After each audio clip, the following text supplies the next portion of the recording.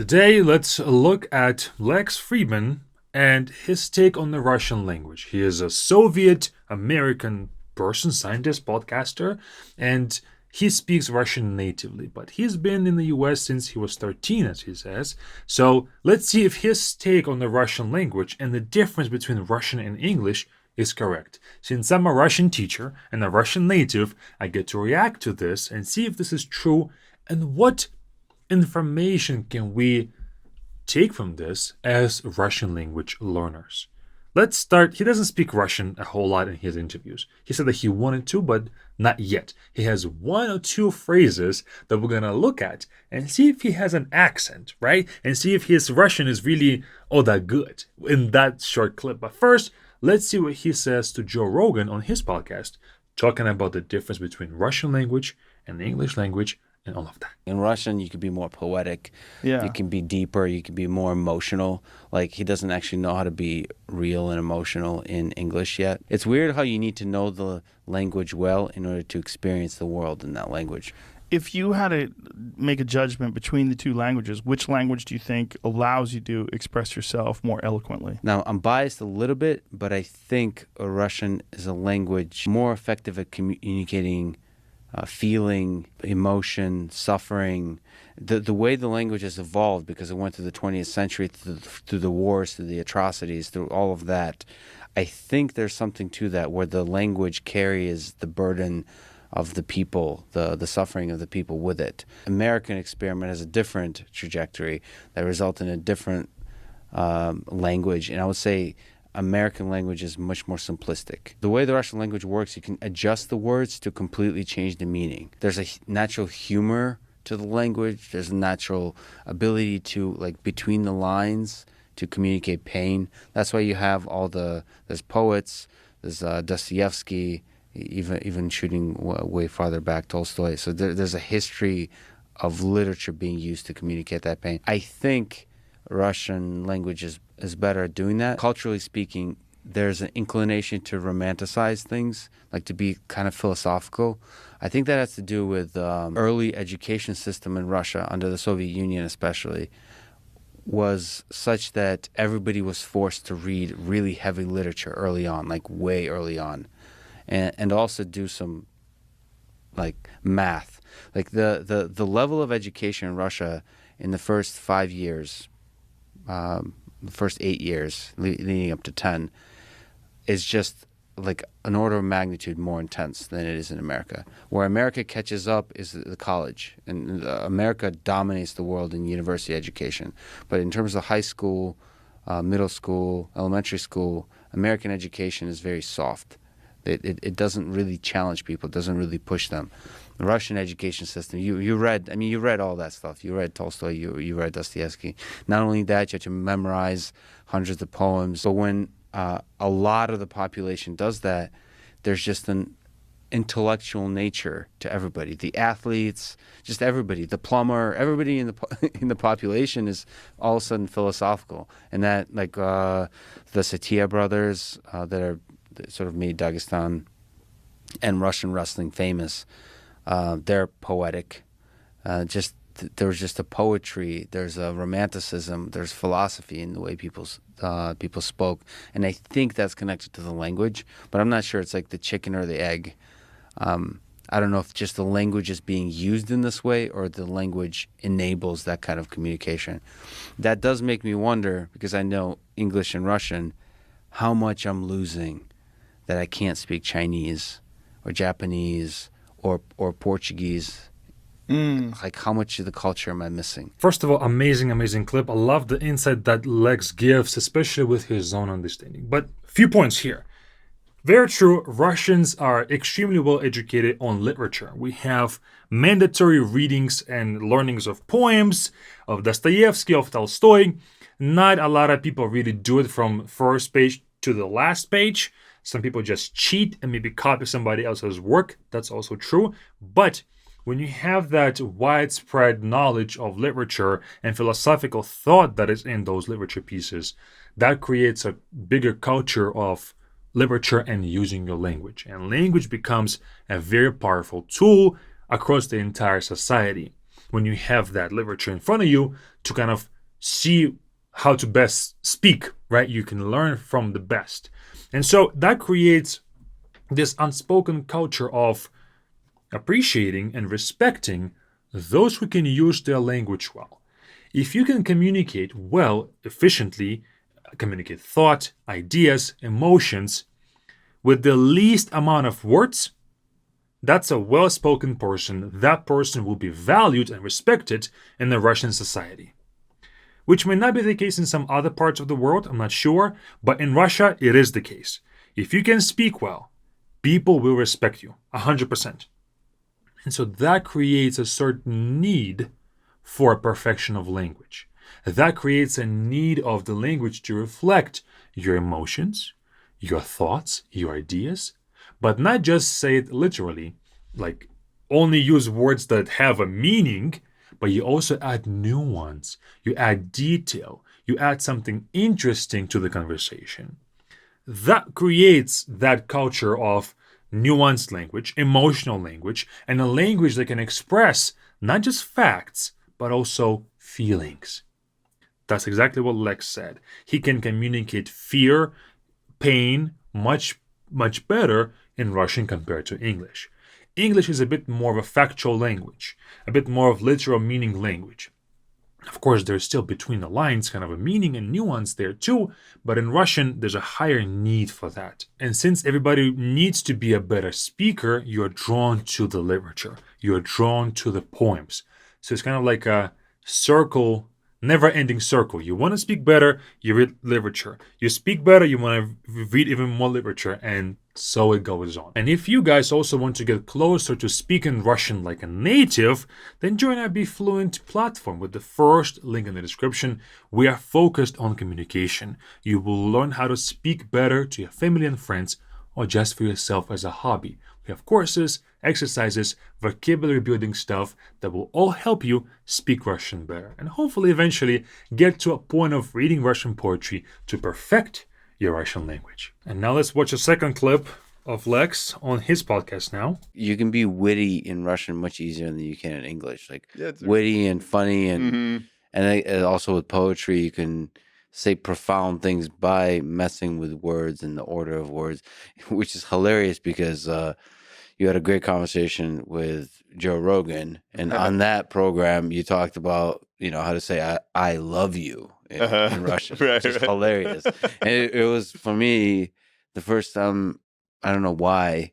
You were a great person to articulate the flexibility and the power of the Russian language. That's really interesting. Because you were saying like, "Я люблю тебя, я тебя люблю, тебя я люблю, тебя люблю я." You could say every single order, every single combination of ordering of those words has the same meaning, but slightly different. You could and it would change the meaning if you took ya out and just said lublю тебя. Yeah. There's like a different emphasis, or maybe, or ya тебя люблю, or something, all these different. Or just тебя люблю also. Right, exactly. That part, I want to stop it right there. Also, this guy probably speaks in Russian as well. I think he went to Russia, and that's why he learned it also as a second language, which makes a big difference between the two guys. Yes, я тебя люблю, right here on the screen. I love you. This communicates, I love you, right? More of a literal, I love you. We can change the word order as much as we want. The meaning will not change, which is not true for English. I can only say, I love you. I cannot say, you love I you love I you. Impossible. In Russian, it is possible. And so because the word order doesn't change the meaning, it changes the detail, the nuance, and the emphasis. Typically, whatever's at the very end is emphasized. Sometimes something that's in the very beginning, depending on the intonation. But something in the middle can kind of lose its value sometimes. I would say 40 at the end, 40 in the beginning, 20% of attention in the middle. When they say я люблю тебя, that's a very basic subject, verb, object kind of a structure, mostly meaning. If we change the ending, люблю тебя я, love you, so you make the emphasis on люблю, I love you. Again, like this guy said, can just take away я, люблю тебя, Ya here, I, is not important. What's important is the love you. So we give 50-50 to each of those words, even more than if we kept ya in. So we remove ya to change the emphasis. Now, this plane of word order really shines when it comes to Russian cases. Cases in Russian, like let's say this word тебя. Тебя means you, when you are the object of a sentence. Let's just leave тебя here. It could be ты if you were the person doing the action. It could be тебе if you be the recipient of the action. It could be тобой if we're doing something with you. So with the same word тебя, we changed the connection with other words. Not just the meaning of the word itself, but we're also communicating the connection between the first word and the third word. If we say «Я тебя люблю», this «тебя» communicates how it relates to «люблю» and how it relates to «я», without changing the meaning of it. Okay? So in Russian, I love this clip because it shows that not just the meaning of the sentence matters, but also how words connect to one another, which adds to that nuance, that detail, and that emphasis. Next one talks about your feeling in the language when you speak a certain language, Russian or English, how you feel about yourself. Here we go. Because you do feel like you're not able to convey your wisdom in the Russian language. Because I moved here when I was 13, so you don't, the parts of life you live under a certain language are the parts of life you're able to communicate. I became a thoughtful, deeply thoughtful human in English. But the pain from World War II, the music of the people, that was instilled with me in Russian. So I can carry both of those, and there's limitations in both. I can't say philosophically profound stuff in Russian, but I can't in English express like that melancholy feeling of like the people. And so combining those two, I'll somehow... Beautifully said. Beautifully said. That's right. The parts of your life that you live in a certain language, you can communicate that part of your life in that language. I came to the US when I was 17 to go to university. And so my independent life was in English. I was living with my parents before that. Independent life was in English. Then I traveled back to Russia and I was renting an apartment. And I couldn't communicate those independent life terms in Russian. I didn't know how to. But of course, then I learned and all of that. Same thing. In English, I cannot communicate my deepest emotion, my deepest feelings, how I feel, how the other person makes me feel. It's very hard for me to do that in English. I have to kind of translate my emotion into logic, and then I can communicate that in English. Maybe that's a limitation of my English or the limitation of the English language in general. I don't know. It's hard for me to distinguish the two. But it's very true that when he was a little kid, right, all the emotions when you were a little child, how your maybe people that you play with make you feel, you were able to express that when you were little, but then you don't have the same amount of emotion when you are 13 and above, and you're mostly a logical, thoughtful person. So he can communicate philosophical, thoughtful things, but his emotion is still in Russian, which is very, very interesting. We are a different person when speaking a different language, for sure. If I clone some of, let's say a person speaks perfect Russian and perfect English, and I clone them, and I speak to one in Russian, to one in English, they'll think of me differently depending if I speak Russian or English. They'll respect me differently. They'll connect to me differently, just because I cannot communicate with the same amount of detail, and some parts of my Russian are limited, and some parts of my English are limited, because I spoke two languages, and my life was in two languages depending on the time of my life. Final clip, left it for last, when Lex speaks some Russian. Let's play it now. I thought it would be fun to hear you speak a little Russian. Ты по-русски говоришь? Да, конечно. Как твои русские корни помогли тебе? Okay. That's the only part of his entire podcast career that he speaks some Russian. Now, I get to judge his accent a little bit. He doesn't have a whole lot. So he starts here. Конечно. Speak a little Russian. Ты по-русски говоришь? Да, конечно. Ты по-русски говоришь? So his tone, this guy on the right side, Vitaly Buterin, his Russian is way more Americanized because I think he was either born in Canada, I believe, and so he lived in that country for longer than Lex did. And Lex had a more of a 13 years of living in Russia. You know, you develop a lot more of the language. And so the way he says, ты по-русски говоришь? He says, ты по-русски говоришь? So he stresses по-русски with his tone, which is very good. And then he also drops the end. Говоришь? You speak. So говоришь, at the very end, Russian drops a whole lot, especially when the last part is not that important. So he says, ты по-русски говоришь? Speak a little Russian. Ты по-русски говоришь? Да, конечно. So he drops the говоришь part, which alludes to a good native-like speaking, okay?